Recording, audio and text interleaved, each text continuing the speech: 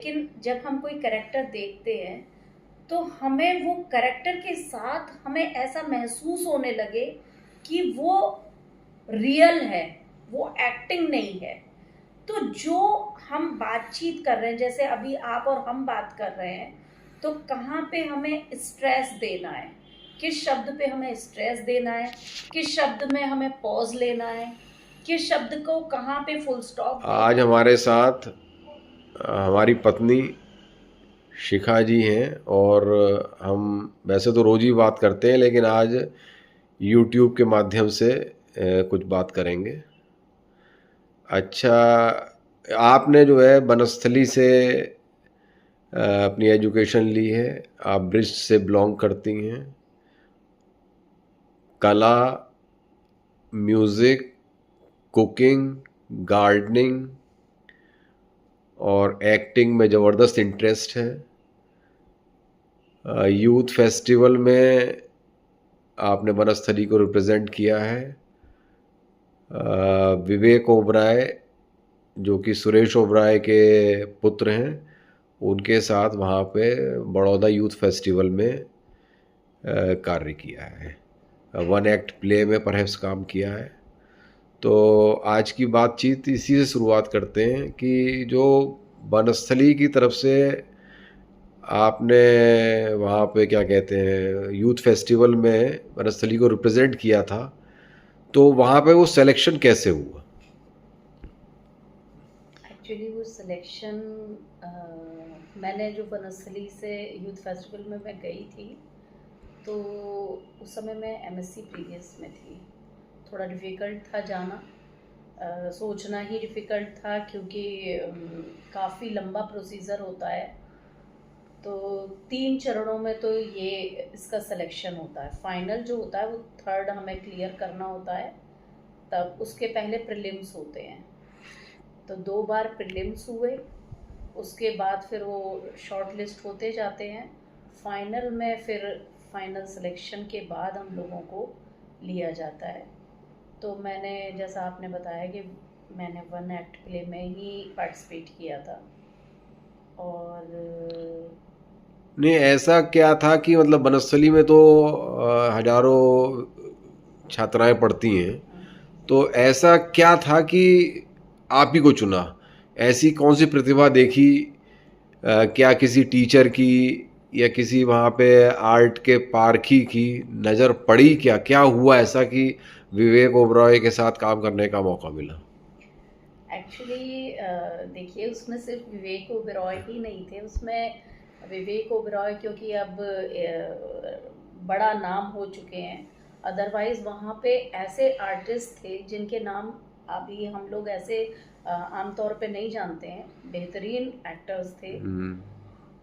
वनस्थली से, जैसा आपने अभी कहा, आपका क्वेश्चन था कि कैसे मेरा सिलेक्शन हुआ, मेरे ही क्यों। तो बहुत से बच्चे हैं जो कि टैलेंटेड होते हैं, जिनके अंदर तरह तरह के हिडन टैलेंट्स होते हैं। सच बात है कि 17,000 लड़कियां थीं उस समय, उनमें से मेरे जैसे ही क्यों किस तरह से नज़र पड़ी। तो उसके लिए यही है कि जब मैं 11th क्लास में थी, तो 11th क्लास में मैं वनस्थली गई थी। वनस्थली जाते से ही जो एक मेरा शुरू से स्वभाव था, मुखरता मुझे पसंद थी, और जिसकी वजह से धीरे धीरे करके वो मेरा व्यक्तित्व बाहर आने लगा। और जैसे डिबेट्स में या तरह तरह से अलग अलग प्लेटफॉर्म्स पे मुझे लिया जाने लगा। और उसके बाद वो कब फिर एक्टिंग में भी मैंने जैसे अशोक की बहन संगमित्रा का एक बड़ा एक नाटक हुआ था वहाँ वनस्थली में, स्कूल्स में जब हम लोग थे, तो उसमें संगमित्रा का रोल मैंने किया था। तो वो जो डायलॉग डिलीवरी थी और उनकी जो रिहर्सल थी, उससे चीज़ें बहुत सी पता चली, छोटी छोटी छोटी। तो पॉलिशिंग का काम वहीं से शुरू हो गया था मेरा, स्कूल से। और जब मैं कॉलेज में आई तो जैसे जो हमारा क्लब था, होम साइंस क्लब, तो होम साइंस क्लब में ही हमने जो छोटे छोटे अपने क्लब के अंदर प्रोग्राम्स किए, वो धीरे धीरे प्लेटफॉर्म बनता गया, टीचर्स को पता चलता गया। फैकल्टी में ये बात होने लगी कि हाँ बच्चे के अंदर अच्छा, ये जो बताया कि डायलॉग डिलीवरी का एक महत्वपूर्ण एस्पेक्ट रहता है किसी भी एक्टर को ऊपर बढ़ने के लिए, तो ये डायलॉग डिलीवरी किस प्रकार की होनी चाहिए कि ऑडियंस अपील हो, ऑडियंस तक बात कम्युनिकेट हो और आगे एक्टर बढ़ सके? देखिए, आपने बहुत जेन्युइन बात पूछी है, जो कि मुझे हमेशा महसूस होता है कि कोई भी कैरेक्टर जब हम देखते हैं, तो हो सकता है मेरी समझ कम है अभी, लेकिन जब हम कोई कैरेक्टर देखते हैं तो हमें वो कैरेक्टर के साथ हमें ऐसा महसूस होने लगे कि वो रियल है, वो एक्टिंग नहीं है। तो जो हम बातचीत कर रहे हैं, जैसे अभी आप और हम बात कर रहे हैं, तो कहाँ पे हमें स्ट्रेस देना है, किस शब्द पे हमें स्ट्रेस देना है, किस शब्द में हमें पॉज लेना है, किस शब्द को कहाँ पे फुल स्टॉप देना है, या कहाँ पे हमें इनफैक्ट जो हमारा एक्सप्रेशन है, कहाँ पे हमें उसे कितना धीरे बोलना है और कहाँ पे हमें उसे फोर्स के साथ बोलना है। हर चीज को हम एक इस तरह से महसूस करें कि हम रियल कैरेक्टर में आ गए हैं। जैसे आपको मैं बताऊं, एक जब संघमित्रा का मैंने रोल किया था, बहुत मतलब पुरानी बात है, लेकिन मुझे बराबर मेरे टीचर्स ने, मेरे मेंटोर्स ने ये कहा कि तुम्हें वो अपनी बॉडी लैंग्वेज में अपने अंदर ये महसूस करना है कि तुम अशोक की बहन हो। तो तुम अपने आप में वो जो एक कैरेक्टर है उसको अपने अंदर फील करो। जिस समय तुम खड़ी हो यहाँ पे, जिस समय तुम्हारा मुंह खुल रहा है, उस समय वो महसूस करोगी तो वो और अच्छा निकल के आएगा।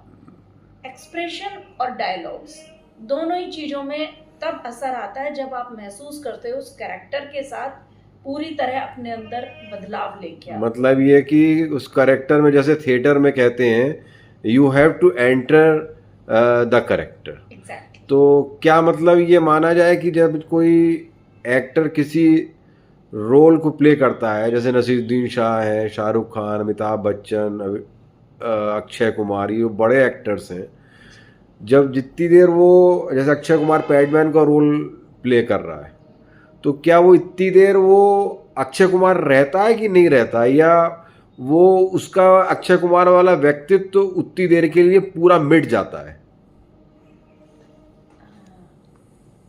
एक्टर की, एक अच्छे एक्टर, जैसा आपने अभी अच्छा उसके आगे एक विशेषण लगाया, तो उसके लिए तो मुझे लगता है कि वो उस समय के लिए उस भूमिका में इस तरह से घुस जाते हैं कि उनमें और उस भूमिका में कोई अंतर नहीं रहता।